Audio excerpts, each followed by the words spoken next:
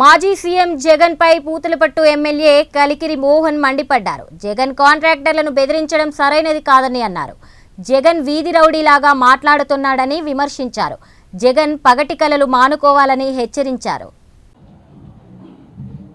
హోదా లేదని బాధతో, గెలిపించలేదనే అక్కసుతో, అధికారం కోల్పోయామనే దుగ్ధతో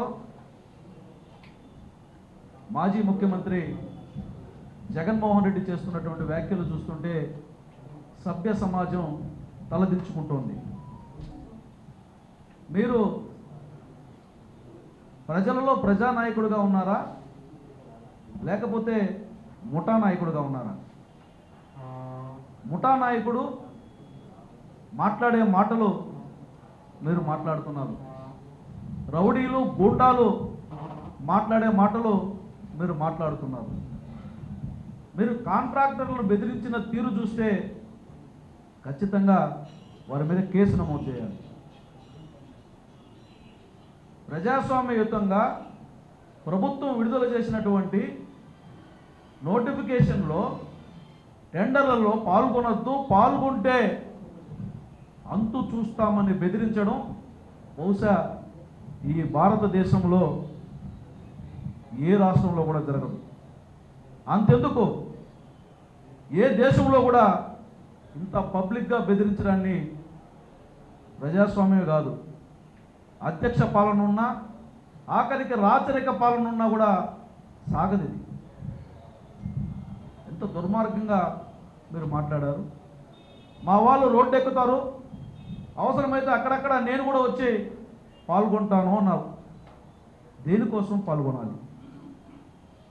అసలు పీపీపీ మోడల్లో కడుతున్నటువంటి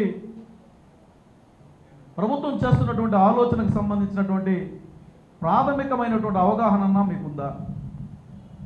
మీ వాళ్ళు ఎక్కడ పోయి పాల్గొనాలి?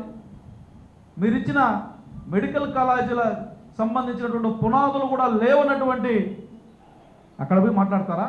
మాట్లాడండి. ఆ బిల్డింగులు చూసంట అని ఆశ్చర్యపోతున్నారంట. బిల్డింగ్ ఉంటే కదా ఆశ్చర్యపోయేదానికి మయసభ కట్టావా నువ్వేమన్నా? అదేమన్నా మయసభ?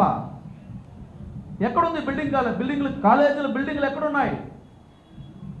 ఏం సాధించావని ఇలాంటి మాటలు మాట్లాడుతున్నావు? ఈ రాష్ట్రంలో నారా లోకేష్ బాబు గారు విద్యాశాఖ బాధ్యతలు తీసుకున్న తర్వాత అనేక రకమైనటువంటి సంస్కరణలు మొదలయ్యాయి. ఆ సంస్కరణల పనితీరుతో రాష్ట్రంలో విద్యా వ్యవస్థ మెరుగుపడమే కాకుండా ఆయనకు మంచి పేరు వస్తుంది. ఆ శాఖ పనితీరును యావత్ దేశం గుర్తించి వాటిని ఆచరించే పరిస్థితికి ఈరోజు మిగిలిన రాష్ట్రాలు కూడా వస్తున్నాయి. దీంతో అక్కసుతో, అసూయతో, ద్వేషంతో వైసీపీ ఇలాంటి కుట్రలు పండుతోంది. రోమ్ నగరం తగలబడుతుంటే వాడెవడో పిడేలు వాయించినట్లు,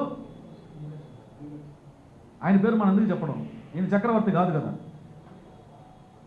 పిడేలు వాయించినట్లు నేపాల్లో 217 మంది ఆంధ్రప్రదేశ్కి సంబంధించినటువంటి పౌరులు చిక్కుకున్నారు, వాళ్ళను తీసుకురండి అని ప్రభుత్వానికి ఒక విజ్ఞాపన చేసి ఉంటే నిన్ను నలుగురైనా మెచ్చుకుని ఉండేవాళ్ళు. కనీసం 217 కుటుంబాలైనా అయ్యో ఈ రాష్ట్ర ప్రజల యొక్క బాగోగుల గురించి ఆలోచించాడు అని కనీసం నీ మీద జాలైనా చూపించుండేవాళ్ళు. అధికారంలో ఉన్నప్పుడు కాంట్రాక్టులను బెదిరిస్తేవి, బిల్లులు ఇవ్వకుండా ఇబ్బందులు పెడితేవి. దానికి కారణంగా కొంతమంది ఆత్మహత్యలు కూడా చేసుకున్నటువంటి పాపం నిన్ను వెంటాడుతూనే ఉంది.